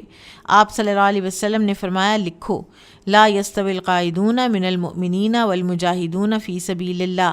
اس وقت نبی صلی اللہ علیہ وسلم کے پیچھے ابن ام مکتوم تھے۔ انہوں نے عرض کی یا رسول اللہ میں تو نابینا ہوں۔ چنانچہ وہیں بیٹھے بیٹھے یہ آیت نازل ہوئی لا يستوي القاعدون من المؤمنین غیر اولی الضرر والمجاہدون فی سبیل اللہ، بغیر عذر کے بیٹھ رہنے والے۔ کیونکہ دوسرے جو ہیں وہ کہتے ہیں کہ ہم نے تو جانا تھا، میں اگر نابینا ہوں تو میرا تو قصور نہیں ہے، میری تو نیت سچی ہے، تو ان کو اپنی نیت کا پھر پھل ملے گا۔ قال حدثنا ابراہیم بن موسیٰ قال اخبرنا ہشام ان ابن جریج اخبرهم حاء وحدثنی اسحاق قال اخبرنا عبد الرزاق قال اخبرنا ابن جریج قال اخبرنی عبد الکریم ان مقسما مولا عبد اللہ بن الحارث اخبرہ ان ابن عباس رضی اللہ عنہما اخبرہ لا يستوي القاعدون من المؤمنین عن بدر والخارجون الى بدر۔ ابن عباس سے روایت ہے، انہوں نے بتایا لا يستوي القاعدون من المؤمنین میں ان لوگوں کی طرف اشارہ ہے جو غزوہ بدر میں بلا وجہ شریک نہیں ہوئے تھے اور جو لوگ اس جنگ میں شریک ہوئے تھے، مطلب یہ کہ یہ دونوں برابر نہیں ہو سکتے۔ ابن عباس کی تفسیر سے معلوم ہوتا ہے کہ وہ اس آیت کو اہل بدر کے ساتھ مخصوص کر رہے ہیں، لیکن یہ حکم بیسیکلی عام ہے اور شان نزول چاہے خاص ہو لیکن حکم جو ہے وہ عام ہے۔ اب اس حدیث سے ہم نے اور کیا کیا سیکھا؟ ایک تو یہ کہ قرآن دو قسم کا ہے، ایک جو نازل ہوا ہے ابتداءً، اور دوسرے جو کسی سبب کی وجہ سے نازل ہوا ہے، اور سارے کا سارا کلہ من عند اللہ، سارے کا سارا اللہ ہی کی طرف سے ہے۔ جیسے یہ غیر اولی الضرر جو ہے یہ شان نزول کے ساتھ ہے۔ نمبر 2، اس حدیث سے ہمیں اللہ تعالیٰ کے علم کا اس بات ملتا ہے، یعنی اس بات علم اللہ، اللہ تعالیٰ کا علم کہ اللہ سبحانہ و تعالیٰ ابن ام مکتوم رضی اللہ تعالیٰ عنہ اور ان جیسے اور بھی لوگوں کے جو حالات ہیں ان کو بڑی اچھی طرح سے پہلے سے جانتے تھے، اور اللہ تعالیٰ یہ بھی جانتے ہوتے ہیں کہ اللہ نے یہ بات اب تخصیص کر کے بعد میں دوبارہ نازل کرنی ہے، ٹھیک ہے؟ اور بعض اوقات پہلی مرتبہ میں ہی وہ بات نازل نہیں ہوتی، انسانوں کے کچھ رویوں کو بھی آنر کیا جانا ہوتا ہے، ان کا بھی ذکر جو ہے وہ بیچ میں آنا ہوتا ہے۔ تو اس لیے اللہ تعالیٰ ہمارے امتحان کے لیے اور ہماری تدریج کی خاطر اللہ تعالیٰ بہت سی چیزیں جو ہیں وہ شان نزول کے ساتھ اس کو رکھتے ہیں۔ مثلاً آپ دیکھیے کہ ابراہیم علیہ السلام کو آزمایا گیا نا، آزمایا گیا اپنے بیٹے کو ذبح کرنے کے لیے۔ جب وہ بیٹھ گئے اپنی طرف سے چھری پھیر دی تو اللہ تعالیٰ نے اس ساری چیز کو فرق انداز اس کا بنا دیا کہ مینڈھے کو ذبح کر دیا اور بچہ جو ہے اس کو بچا لیا، ورنہ اللہ تعالیٰ کو تو شروع سے ہی پتہ تھا کہ ابراہیم علیہ السلام نے یہ سب کچھ کرنا ہی کرنا ہے۔ تو اس میں اللہ تعالیٰ کے علم کا ہمیں اس بات ملتا ہے۔ پھر اسی طرح سے ہمیں اس حدیث سے یہ بھی پتہ چلتا ہے کہ رسول اللہ صلی اللہ علیہ وسلم کسی چیز میں بھی قرآن میں نہ زیادتی کرتے تھے نہ کمی کرتے تھے، خود سے کچھ نہیں فرماتے تھے جب تک کہ آیت نازل نہ ہو جاتی۔ پھر یہ ہے کہ رسول اللہ صلی اللہ علیہ وسلم، جیسا کہ زید بن ثابت نے فرمایا نا کہ ران میری ران پر تھی اور مجھے لگا کہ جیسے میری ران جو ہے وہ ٹوٹ جائے گی، اتنا بوجھ آپ صلی اللہ علیہ وسلم کے اوپر تھا، لیکن بات یہ ہے کہ آپ صلی اللہ علیہ وسلم وحی کا سارا بوجھ فزیکلی آپ کی اپنی ذات تک ہی تھا، اور آپ کو اس میں کوئی اور معاونت حاصل نہیں تھی۔ اور یہ بھی اللہ تعالیٰ کی حکمت میں سے تھا، نبی صلی اللہ علیہ وسلم کے صبر اور تحمل کا ایک امتحان بھی تھا، اور اس کو انکریز کرنا بھی تھا، اور آپ صلی اللہ علیہ وسلم کے شرف میں اضافہ کرنا بھی مقصود تھا۔ اور سورہ مزمل میں جیسے اللہ تعالیٰ فرماتے ہیں اِنَّا سَنُلْقِي عَلَيْكَ قَوْلًا ثَقِيلًا، ہم آپ کے اوپر ایک بڑا بھاری قول نازل کرنے والے ہیں۔ اچھا، پھر یہاں پر ایک اور بڑی خوبصورت بات ہے، اور وہ یہ ہے کہ ابن ام مکتوم جو ہے نا لیٹر آن یہ جنگ قادسیہ میں شریک ہوئے ہیں، ٹھیک ہے؟ اور اس کو سیرت نگاروں نے اس قصے کو نقل کیا ہے، اور اگر یہ قصہ درست ہے تو پھر کیسے کمال کی بات ہے۔ پھر اسی طرح جب اللہ تعالیٰ نے سورہ فتح میں فرمایا آیا 17 میں لیس علی الاعمی حرج ولا علی الاعرج حرج، کہ اندھے پر کوئی تنگی نہیں، لنگڑے پر کوئی تنگی نہیں، کہ یعنی اگر وہ نہ نکلیں تو کوئی ان کو ڈانٹ ڈپٹ نہیں ہوگی، کوئی ان کو غلط نہیں کہے گا، ٹھیک ہے؟ اس کے باوجود یہ لوگ نکلتے تھے، عذر کے باوجود یہ لوگ نکلتے تھے۔ یہ نیت کے سچے ہونے کا پتہ چلتا ہے نا۔ پھر تو جس طرح عمر بن جموح جو ہیں انہوں نے تو آ کے کہا تھا کہ یا رسول اللہ صلی اللہ علیہ وسلم، میں اپنے اسی لنگڑے پن کے ساتھ جنت کے اندر داخل ہونا چاہتا ہوں، اور وہ غزوہ احد میں شہید ہوئے تھے۔ نبی صلی اللہ علیہ وسلم نے پھر ان کو اجازت دے دی تھی۔ اب یہاں پر ایک بڑا اہم نقطہ ہے، اور وہ ہے کہ کیا ہمارا دین مساوات کا دین ہے یا عدل کا دین ہے؟ ہمارا دین عدل کا دین ہے، اللہ تعالیٰ کے احکامات عدل پر مبنی ہیں۔ اگر مساوات پر مبنی ہوتے تو سب کو ایک جیسا سب کچھ مل جاتا، نہ لڑکے اور لڑکی کی وراثت میں فرق ہوتا، نہ یہاں پر کسی کے اجر میں فرق ہوتا، کیونکہ مساوات جو ہے وہ بعض اوقات بیلنس ٹلٹ کر دیتی ہے۔ یہ ہم سمجھتے ہیں کہ جیسے اگر کمیونزم ہے اور مساوات ہو کہ جو چوکیدار ہے، یہ جو چپڑاسی ہے، اس کی بھی وہی پے ہوگی کہ جو ایک سرجن کی یا ڈاکٹر کی ہے، اور بس ان کی بیسک ضروریات پوری کرنی ہے اور بس دیٹس اٹ۔ تو یہ مساوات جو ہے، یہ جن لوگوں نے پھر کلیم کیا، اس کو پروپوز کیا، اسی کو پروپوز کرنے والوں نے پھر اس کا مجسمہ لینن کا ایسے پاش کیا اور توڑا کہ اس کمیونزم نے تو ہمیں ہلاک کر کے رکھ دیا۔ تو لہٰذا اسلام کے جو احکامات ہیں وہ عدل پر مبنی ہیں، ٹھیک ہے؟ اسی لیے اللہ تعالیٰ نے فرمایا ہے کہ لا یستوی القاعدون من المؤمنین، برابر نہیں ہو سکتے۔ اگر مساوات ہوتی تو ہر کوئی برابر ہوتا، بلکہ اللہ تعالیٰ فرماتے ہیں سورہ نحل آیا 90 میں، ان اللہ یأمر بالعدل والاحسان، اللہ تعالیٰ تو حکم دیتا ہے عدل اور احسان کا۔ باب ان الذین توفاہم الملائکۃ ظالمی انفسہم قالوا فیم کنتم، اللہ تعالیٰ کا یہ فرمان، جن لوگوں کی جان فرشتے اس حال میں نکالتے ہیں کہ وہ خود پر ظلم کرنے والے ہوتے ہیں، تو فرشتے ان سے کہتے ہیں کہ تم لوگ کس حال میں تھے؟ قالوا کنا مستضعفین فی الارض، تو وہ کہتے ہیں کہ ہم زمین میں کمزور لوگ تھے۔ قالوا الم تکن ارض اللہ واسعہ، تو فرشتے کہتے ہیں کہ کیا اللہ کی زمین وسیع نہ تھی؟ فتہاجروا فیہا، تو تم اس میں ہجرت کر گئے ہوتے۔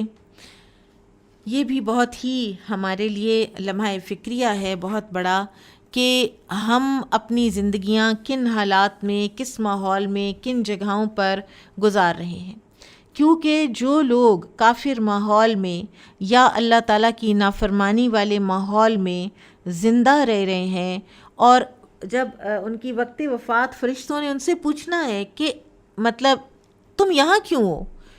ہم نے آنا تھا تمہاری جان قبض کرنے کے لیے، تو why are we finding you here in this place? تم تو مسلمان تھے، تمہیں تو کسی مسلمانوں کے علاقے میں ہونا چاہیے تھا، تم یہاں کیوں ہو؟ تو یہ ایک بہت ہی خوفناک سوال ہے، اور اس کا ہمیں جواب کیا دینا ہے؟ ہمیں جواب نہیں بن پائے گا۔ اگر ہم کسی ایسی جگہ پر پائے گئے، ہمیں پایا جانا ہے ایک ایسے ماحول میں کہ جہاں سے جب فرشتے ہماری جان قبض کریں تو ارد گرد اہل ایمان کا ماحول ہو۔ اچھا، اب یہاں پر آپ دیکھیے آیت پر تھوڑا غور و فکر کیجئے کہ ایک جگہ یہاں پہ اللہ تعالیٰ فرماتے ہیں ان الذین توفاہم الملائکۃ ظالمی انفسہم، کہ ملائکہ پلورل آیا ہے، فرشتے وفات دیں گے ان لوگوں کو جو اپنی جانوں پر ظلم کرتے رہے۔ پھر سورۃ الانعام آیا 61 میں آتا ہے حتیٰ اذا جاء احدکم الموت توفتہ رسلنا، یہاں پر بھی جمع آیا ہے کہ جب اس کی موت کا وقت آ جاتا ہے تو ہمارے بھیجے ہوئے اس کو وفات دیتے ہیں۔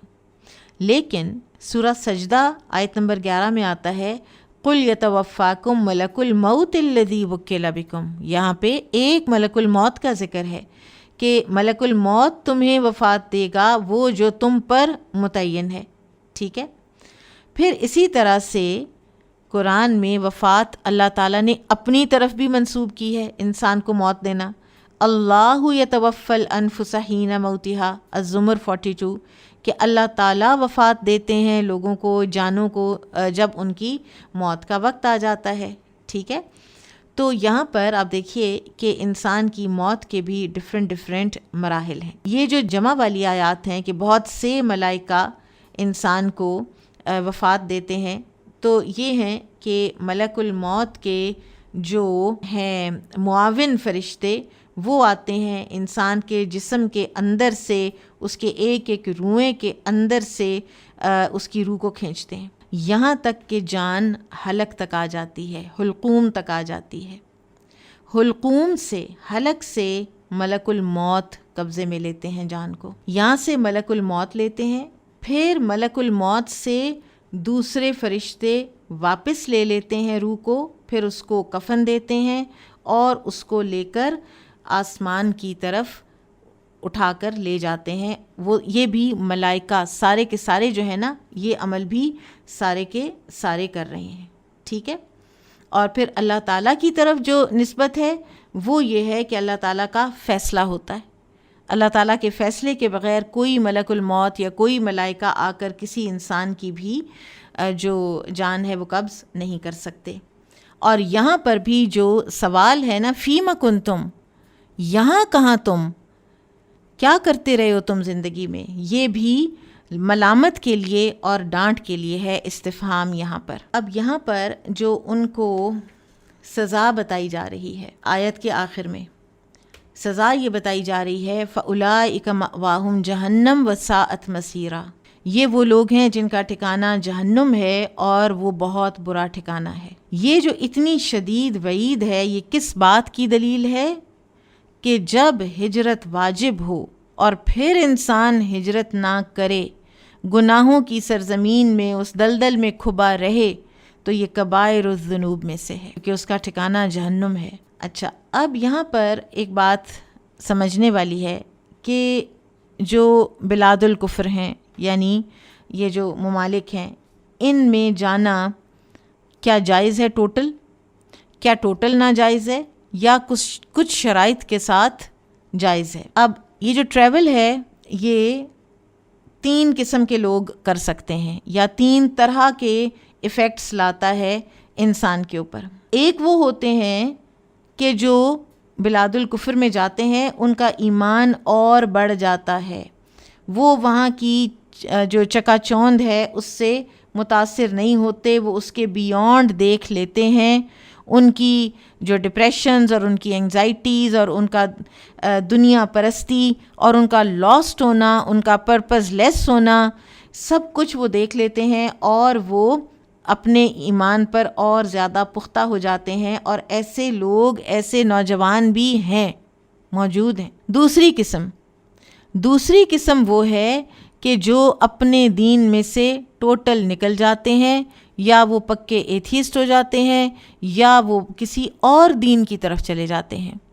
ایک کسی کے بارے میں بتایا کسی نے کہ وہ باہر گئے، پڑھنے گئے یا جو بھی، تو وہاں پہ ایک کرسچن لڑکی ان کو پسند آ گئی، تو انہوں نے اس کو پروپوز کیا. تو اس نے کہا کہ تم کرسچن ہوگے تو میں تم سے شادی کروں گی. تو وہ کرسچن ہو گیا، وہ لڑکا وہ کرسچن ہو گیا. اس نے ٹرینٹی کی گواہی دی اور عیسیٰ علیہ السلام کے ابن اللہ ہونے کی نعوذ باللہ گواہی دی. اس لڑکی نے یہ شرط رکھی تو اس نے یہ کر لیا اور اس کی دنیا اور آخرت دونوں تباہ ہو گئے. پھر اسی طرح سے ایک تیسری قسم ہے کہ جو اسلام کو بھی پسند کرتے ہیں، عقیدے کے لحاظ سے اسلام کو پسند کرتے ہیں، عقیدہ نہیں بگڑتا، لیکن ان کو بڑی اٹریکشن نظر آتی ہے وہاں کی دنیاوی جو رونقیں ہیں، تو لہٰذا وہ ایمان اور کفر کے درمیان فلکچویٹ کرتے رہتے ہیں. تو اب کون جائے اور کون نہ جائے؟ تو شرائط کیا ہیں؟ نمبر 1، اگر آپ نے علم حاصل کرنے کے لیے جانا ہے سپوز، ٹھیک ہے، تو شرائط کیا ہیں؟ وہ ایسا علم ہو کہ جو شبہات کو دور کرتا ہو. ٹھیک ہے، آپ نے علم حاصل کرنے کے لیے جانا ہے تو آپ کے پاس اپنے دین کا ایسا علم آلریڈی موجود ہو کہ جو وہاں پہ آپ کے ذہن میں جو شبہات آئیں تو وہ ان کو دور کرے. اسی لیے ہم اپنے اسکول میں ہمارا یہ ایک پروگرام ہے جس میں ہم بچوں کو کچھ ایسے ویبینارز، کچھ ایسی چیزیں، کچھ ایسے ویسٹرن اسکالرس کے سنواتے ہیں کہ جس سے ہمیں پتہ ہوتا ہے کہ بچوں نے باہر نکلنا ہے. ایک اسلامک اسکول کے انہوں نے اس میں سے ایتھوس میں سے باہر نکلنا ہے تو ان کو بہت سے برننگ کوشچنز آنے ہیں، بہت سے چیلنجز آنے ہیں اور ایک دم انہوں نے کنفیوز ہو جانا ہے. تو یہاں پر ایتھیزم کے بارے میں، ایگنوسٹسزم کے بارے میں، فیمنزم کے بارے میں، سیکولرزم، کمیونزم یا جتنی بھی چیزیں ہیں جو کہ آج سلیوری یا اسلام کے بارے میں جو کوسچنز ہیں وہ یہاں پر ان کے آنسر ہوئے ہوئے ہوں، تاکہ نکل کر ایسا نہ ہو کہ وہ نروس ہو جائیں یا وہ کنفیوز ہو جائیں. تو اگر کوئی ایسا بچہ پریپیئر ہوا ہے تو وہ چلا جائے، انشاءاللہ اس کو کچھ نہیں ہوگا. پھر دوسرے، اس کے اندر اتنا دین کا علم ہو کہ وہ اپنے آپ کو وہاں کی جو حرام شہوات ہیں ان سے اپنے آپ کو پروٹیکٹ کر سکتا ہو، تب تو وہ جائے. اور ایک اور بات ہے کہ اگر علم کے علاوہ جانا ہے تو پھر کوئی ایسی حاجت یا ضرورت ہو کہ جو اس سفر کی طرف اس کو بلاتی ہے. فار ایگزامپل اس کا کوئی کریئر وہاں پہ ہے، یا اس نے کوئی ڈگری لینی ہے، وہ تو چلو علم کی بات میں آ گیا، وہ مریض ہے، ٹھیک ہے، اور اس کا علاج وہاں کے علاوہ کہیں نہیں. اس نے کوئی لائبریری وزٹ کرنی ہے، اس نے کسی کتاب کو اسٹڈی کرنا ہے، وہ اس کو اور کہیں سے نہیں مل رہی سوائے اس ایک کسی جگہ سے، تو پھر وہ چلا جائے، ٹھیک ہے. لیکن اگر اس کی اپنی تربیت اس کے اپنے دین کے حوالے سے نہیں ہوئی تو شبہات اور شہوات اس کو آ لیں گے، اور پھر ایسا نہ ہو کہ اس کا انجام ایک ایسی جگہ پر ہو جائے. اب دیکھیں کہ بلاد کفر میں بھی اگر وہ دین کو پریکٹس کر سک رہا ہے، اور بلاد کفر میں رہنا صرف اس وقت جائز ہے کہ جب آپ ساتھ کے ساتھ اپنے دین کی، اسلام کی کچھ نہ کچھ ترویج آپ کر رہے ہیں، ورنہ صرف اور صرف وہاں کے کھانے پینے کے لیے وہاں رہنا بہت جو ہے وہ ایمان کے لیے نقصان کا باعث ہو سکتا ہے، وہ خطرے سے خالی نہیں ہوتا. بابن الا المستضعفین من الرجال والنساء، ہاں جو مردوں اور عورتوں میں سے کمزور ہیں، یعنی وہ نکل سکتے ہی نہیں ہیں، ان کے اوپر ایسے پریشرز ہیں تو وہ نہیں نکلتے، تو ان کو یہ سوال نہیں پوچھیں گے فرشتے فیما کنتم. قال حدثنا ابو النعمان قال حدثنا حماد عن ایوب عن ابن ابی ملیکۃ عن ابن عباس رضی اللہ عنہما الا المستضعفین قال كانت امی ممن عذر اللہ. ابن عباس رضی اللہ عنہما سے روایت ہے، انہوں نے آیت کریمہ الا المستضعفین کے متعلق فرمایا کہ میری والدہ بھی انہی لوگوں میں سے تھیں جنہیں اللہ تعالیٰ نے معذور قرار دیا. یہاں پر ابن عباس نے جو اپنی والدہ کا نام لیا تو ان کی والدہ تھیں لبابہ بنت حارث، اور یہ ام المومنین میمونہ بنت حارث کی بہن بھی ہیں، اور ابتدائے اسلام میں مسلمان ہو چکی تھیں لیکن مکہ میں رہائش رکھنے پر مجبور تھیں، اور ان کے ساتھ ان کے چھوٹے بیٹے بچے ابن عباس رضی اللہ عنہما بھی تھے، ٹھیک ہے. اور یہ دونوں کمزور ناتواں ہونے کی وجہ سے معذوروں میں شامل تھے، یہ ہجرت نہیں کر پائے، کافی لیٹ ہجرت کی انہوں نے. نبی صلی اللہ علیہ وسلم جب فتح مکہ کے لیے نکلے تو سامنے سے عباس رضی اللہ عنہ اور ان کا گھرانہ جو ہے وہ آ رہا تھا، اور یہ مکہ پہنچنے سے پہلے they are the last household کہ جو پھر مہاجر کہلائے. اینڈ میں انہوں نے ہجرت کی تھی. اور لبابہ رضی اللہ عنہ کی کنیت جو ہے وہ ام الفضل ہے. میں نے تو سارا کچھ آپ کو خود ہی بتا دیا، یہ تو میں نے آپ کو ہوم ورک دیا تھا. چلیں باقی باتیں نہیں بتاتی. اچھا جی آگے چلتے ہیں. باب قولہ فاولئک عسى اللہ ان یعفو عنہم، اللہ تعالیٰ کا یہ فرمان یہ قریب ہے کہ اللہ تعالیٰ انہیں معاف کر دے، ٹھیک ہے. فاولئک کے الفاظ سے ان لوگوں کی طرف اشارہ ہے جنہوں نے اسلام قبول کیا اور اس پر ثابت قدم رہے، لیکن مکہ سے مدینہ کی طرف ہجرت کرنے میں جلدی نہ کی بلکہ وہاں قیام کو پسند کیا. تو اللہ تعالیٰ نے ان کا عذر قبول کرتے ہوئے ان سے درگزر کیا اور ان کو معاف فرما دیا. جب اللہ سبحانہ و تعالیٰ عسا فرماتے ہیں نا، عسى اللہ، کہ ہو سکتا ہے، شاید کہ اللہ، امید ہے کہ اللہ یہ کر دیں، تو ابن عباس کہتے ہیں عسا من اللہ واجبہ، یعنی جب اللہ تعالیٰ یہ فرماتے ہیں نا کہ شاید اللہ یہ کر ہی دیں تو یہ واجب ہے، اللہ تعالیٰ وہ کر دیتے ہیں، ضرور کر دیتے ہیں، ٹھیک ہے. اچھا اب اس آیت کے اینڈ پر آتا ہے وَكَانَ اللَّهُ عَفُوًّا غَفُورًا، اور اللہ تعالیٰ ہے عفوًا غفورا. عفوًا اور غفور اللہ تعالیٰ کے جو دو نام ہیں یہ سینونیمز ہیں. اگر یہ اکٹھے آ جائیں تو پھر ان کے معنی میں فرق پڑ جاتا ہے، لیکن اگر یہ الگ الگ آئیں تو پھر ان کا ایک ہی معنی ہے کہ اللہ تعالیٰ معاف کرنے والا ہے اور پردہ ڈالنے والا ہے. اگر اکٹھے آئیں تو عفو سے مراد ہے کہ اللہ تعالیٰ اپنے بندوں کی برائیوں سے تجاوز کرتے ہیں، چھوڑ دیتے ہیں ان کو، اور غفور سے مراد ہوتا ہے کہ اللہ تعالیٰ صرف اپنے بندے کی برائیوں کو چھوڑتے نہیں بلکہ اس پر پردہ بھی ڈال دیتے ہیں، ٹھیک ہے. پھر اسی طرح سے جب یہ اکٹھے آئیں تو عفو کا مطلب ترک الواجبات کی معافی ہے اور غفور کا مطلب فعل المحرمات کی معافی ہے. قال حدثنا ابو نعیم قال حدثنا شیبان عن یحییٰ عن ابی سلمۃ عن ابی ہریرہ رضی اللہ عنہ قال بین النبی صلی اللہ علیہ وسلم یصلی العشاء اذ قال، کہ ابو ہریرہ رضی اللہ تعالیٰ عنہ سے روایت ہے کہ انہوں نے کہا کہ ایک مرتبہ نبی صلی اللہ علیہ وسلم نماز عشاء پڑھ رہے تھے جب آپ نے کہا سمع اللہ لمن حمدہ، سمع اللہ لمن حمدہ.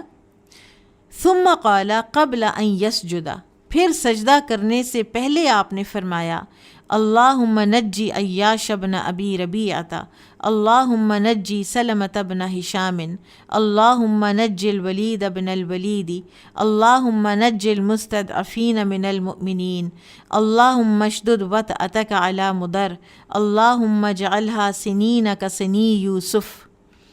اے اللہ عیاش بن ابو ربیعہ کو نجات دے، اے اللہ سلمہ بن ہشام کو نجات دے، اے اللہ ولید بن ولید کو نجات دے، اے اللہ کمزور مسلمانوں کو نجات دے، اے اللہ قبیلہ مضر کو سخت سزا دے، اے اللہ انہیں ایسی قحط سالی میں مبتلا کر دے جس طرح یوسف علیہ السلام کے زمانے میں قحط سالی آئی تھی۔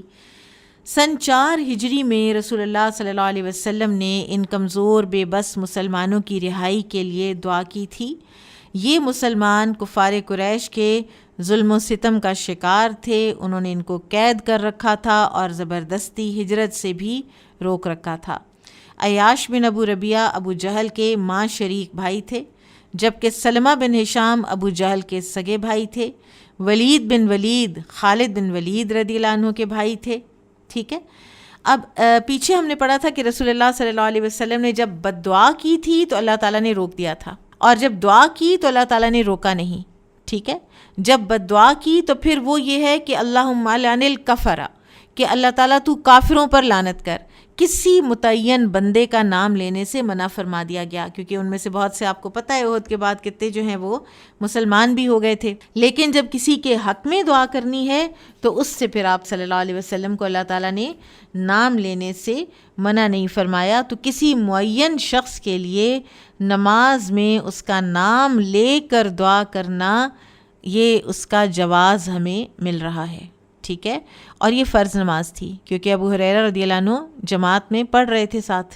ٹھیک ہے، پھر اسی طرح سے کسی پر اگر کوئی اپریسر ہے، ٹھیک ہے، تو اپریسر کے خلاف بھی دعا کرنے کا جواز ملتا ہے، لیکن وہ بائی نیم، کسی بندے کا نام نہیں ہونا چاہیے۔ ٹھیک ہے، اور یہ جو یوسف علیہ السلام والا قحط ہے، تو یوسف علیہ السلام کی بھی خلاصی جیل سے کب ہوئی تھی؟ جب قحط پڑا تھا۔ ٹھیک ہے، جب وہ قحط والی بات آئی تو خلاصی ہوئی، پھر وہ سارا سلسلہ چلا خوابوں کی تعبیر کا، اور پھر کہیں جا کے ان کو نجات ملی اس قید خانے سے۔ باب قولہ ولا جناح علیکم ان کان بکم اذن من مطر او کنتم مرضی ان تدعوا اسلحتکم۔ قال حدثنا محمد بن مقاتل ابو الحسن قال اخبرنا حجاج عن ابن جریج قال اخبرني يعلى عن سعید بن جبیر عن ابن عباس رضی اللہ عنہما ان کان بکم اذن من مطر او کنتم مرضی قال عبد الرحمن بن عوف وکان جریحا۔ ابن عباس رضی اللہ عنہ سے روایت ہے، انہوں نے آیت کریمہ ان کانا بکم اذن، اگر تمہیں کوئی تکلیف ہو، من مطرن بارش کی، او کنتم مرضی یا تم مریض ہو، پڑھی اور فرمایا کہ عبد الرحمن بن عوف رضی اللہ عنہ زخمی تھے تو ان کے حق میں یہ آیت نازل ہوئی۔ یعنی جنگی حالات میں ویسے تو جنرل حکم یہ ہے نا کہ کفار کا مقابلہ کرنے کے لیے اپنی قوت کی تیاری رکھیں، لیکن اگر تیز بارش ہے، پھسلن ہے، اور اسی طرح سے اگر کوئی زخمی ہو گیا ہے کوئی مجاہد، تو وہ اتار بھی سکتا ہے اسلحہ، اور اسی میں پھر صلاۃ خوف کا سارا حکم جو ہے وہ تھا، جو کہ ہم نے پیچھے پڑھا بھی تھا۔ باب قولہ وَيَسْتَفْتُونَكَ فِي النِّسَاءِ، اور یہ آپ سے فتویٰ پوچھتے ہیں عورتوں کے بارے میں۔ قُلِ اللَّهُ يُفْتِيكُمْ فِيهِنَّ وَمَا يُتْلَى عَلَيْكُمْ فِي الْكِتَابِ فِي يَتَامَى النِّسَاءِ، آپ ان سے کہہ دیں کہ اللہ تعالیٰ تمہیں ان کے متعلق فتویٰ دیتا ہے، اور وہ بھی جو کتاب میں تم پر پڑھا جاتا ہے ان یتیم عورتوں کے متعلق۔ یہ ہم نے یتیم عورتوں کی جو ساری استحصال ہوتا تھا اس کے بارے میں ہم نے سورہ نساء کے شروع ہی میں پڑھا تھا کہ ان کے ساتھ کیا کیا رویے ان کا ولی رکھتا تھا۔ تو یہاں پر اب دوبارہ سے جو کوئی کلیئرٹی نہیں ہوئی تو دوبارہ آ کر صحابہ نے نبی صلی اللہ علیہ وسلم سے پوچھا۔ قال حدثنا عبید بن اسماعیل قال حدثنا ابو اسامۃ قال حدثنا ہشام بن عروۃ عن ابیہ عن عائشہ رضی اللہ عنہا وَيَسْتَفْتُونَكَ فِي النِّسَاءِ قُلِ اللَّهُ يُفْتِيكُمْ فِيهِنَّ إِلَىٰ قَوْلِهِ وَتَرْغَبُونَ أَن تَنكِحُوهُنَّ۔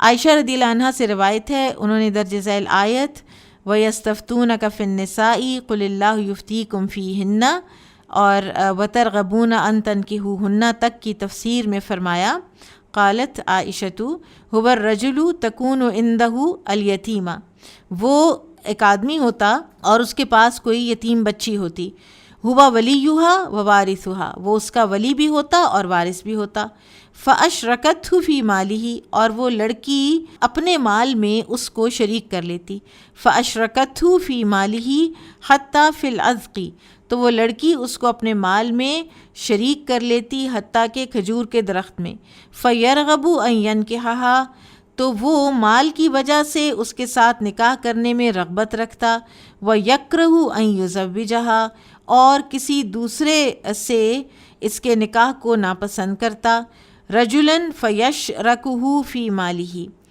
کہ کہیں ایسا نہ ہو کہ کوئی اور آدمی اس کے مال میں آ کر شریک ہو جائے، بِمَا شَرِكَتْهُ، بوجہ جو اس لڑکی نے اس کو اپنے مال میں شریک کیا ہوتا تھا، فَيَعْدُ لَهَا، اور وہ اس کو روکے رکھتا، فَنَزَلَتْ هَذِهِ الْآيَةُ، تو اس وقت یہ آیت نازل ہوئی۔ اس میں ابن حجر نے ایک شان نزول دیا ہے کہ جابر رضی اللہ عنہ کی ایک چچا زاد تھی اور کوئی بہت حسین و جمیل نہیں تھی، خوبصورت بالکل بھی نہیں تھی، اور وہ اپنے والد کی میراث پانے کی وجہ سے مالدار بھی تھی۔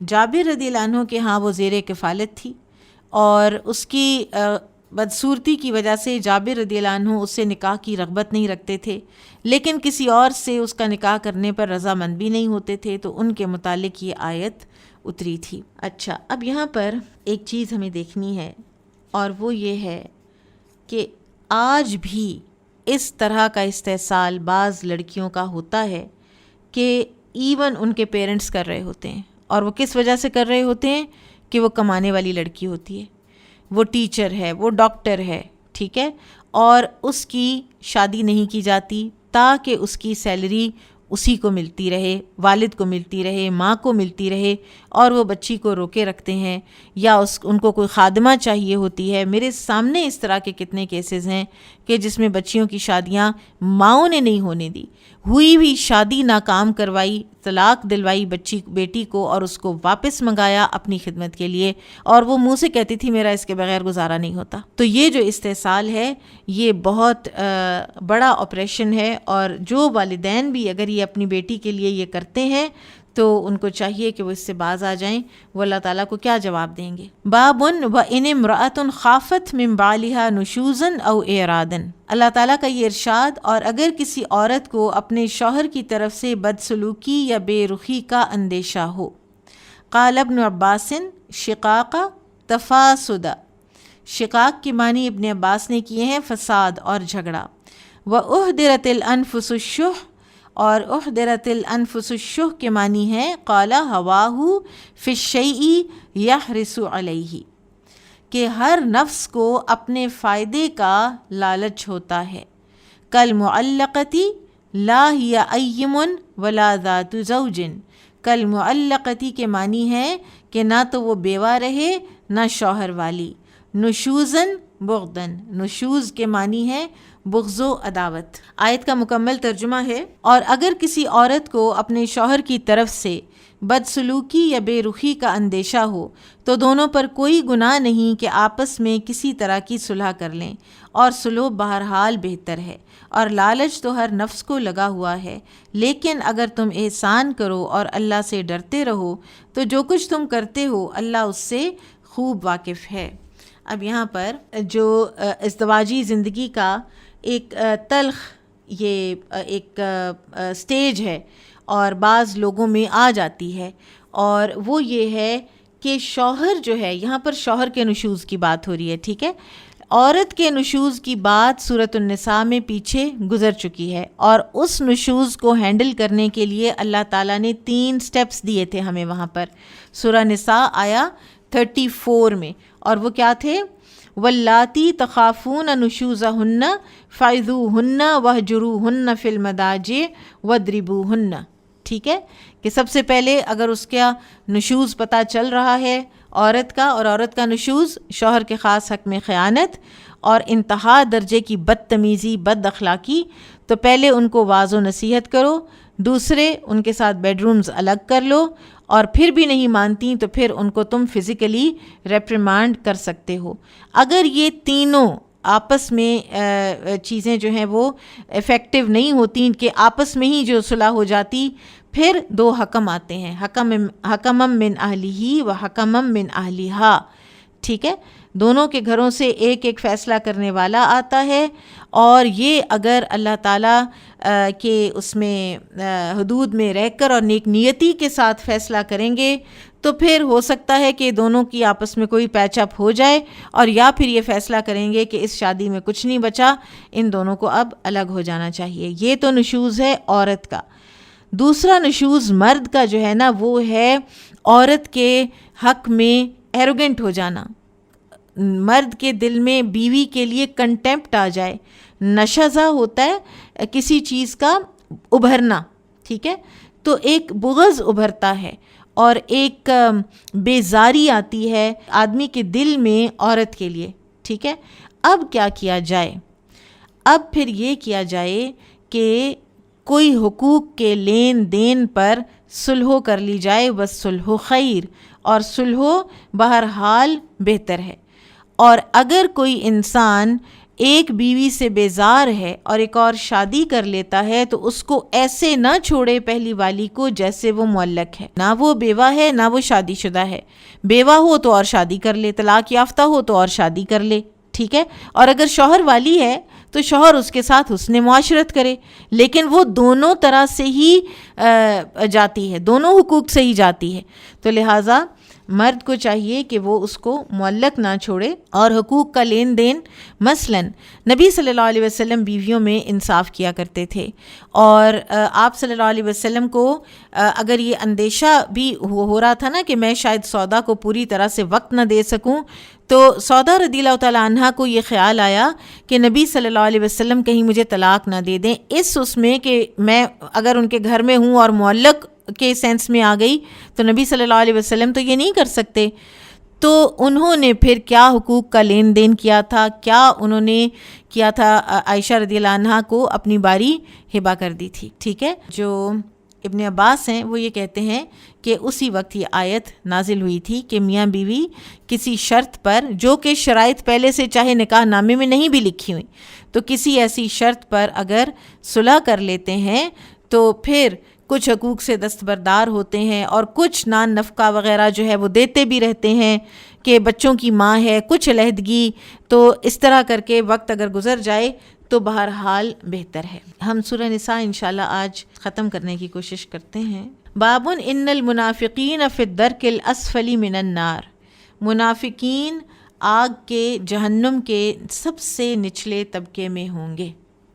وقال ابن عباس، ابن عباس نے کہا اسفل الناری، یعنی اسفل النار سے مراد جہنم کا سب سے نچلا طبقہ ہے۔ نفقن سربن، نفقن کے معنی ہے سرنگ۔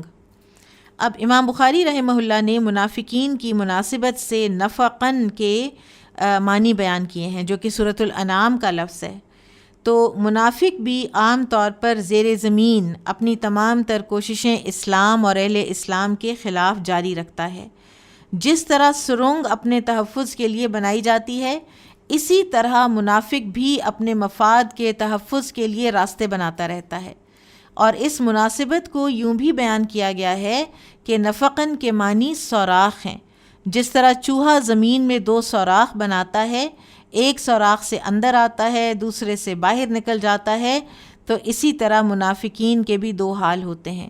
جب مسلمانوں کے ساتھ ہوتے ہیں تو انہیں اپنی ایمان کی یقین دہانی کراتے ہیں، اور جب کافروں سے ملتے ہیں تو انہیں یہ کہتے ہیں کہ ہم تو مسلمانوں کے ساتھ مذاق کر رہے تھے۔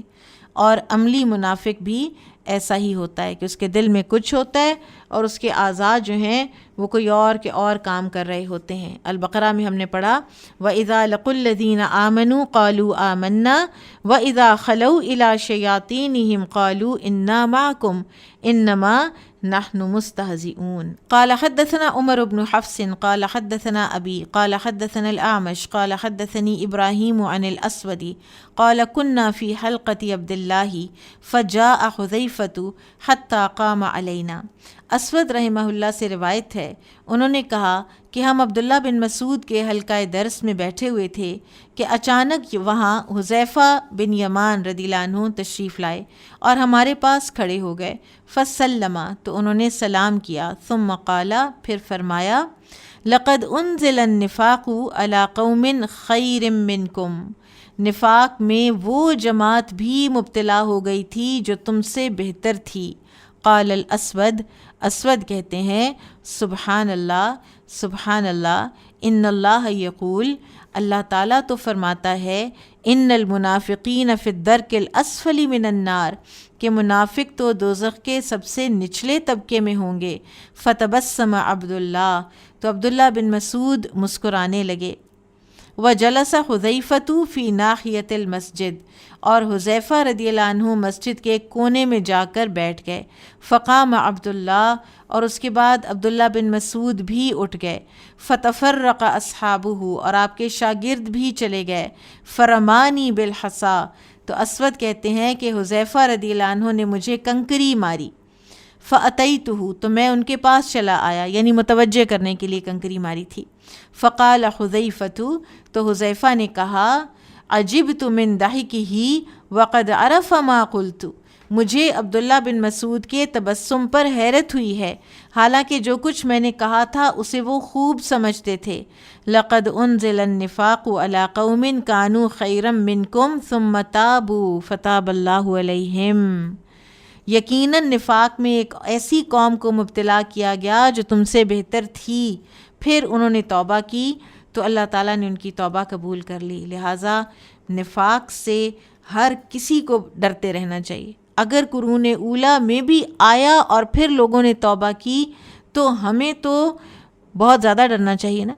اور اعمال کا دار و مدار انسان کے اعمال کے خاتمے پر ہے، انسان کی زندگی کے خاتمے پر ہے، تو ہمیں اس بات سے ڈرتے رہنا چاہیے کہ ہمارے اندر کبھی نفاق آئے۔ مثال کے طور پر آپ دیکھیں، مسیلمہ کذاب مرتد ہوا کہ نہیں، اور اس کے ساتھی، انہوں نے صرف اس لیے اس کا ساتھ دیا، ان کو پتہ تھا یہ جھوٹا ہے، لیکن ساتھ کیوں دیا؟ کیونکہ یہ ہمارے قبیلے کا ہے۔ تو اللہ تعالیٰ سے ڈرتے رہنا چاہیے کہ اللہ تعالیٰ ہمیں ایمان کی وہ کیفیت عطا فرمائے، ایمان اللہ یرتد، کہ جو کبھی بھی نہ پلٹے، کبھی بھی ارتداد کا موقع زندگیوں میں نہ آئے، کبھی بھی ایمان ہمارا ڈولے نہیں۔ اور حذیفہ بن یمان جو ہے نا، یہ صاحب سر رسول ہیں، نبی صلی اللہ علیہ وسلم کے رازدان ہیں۔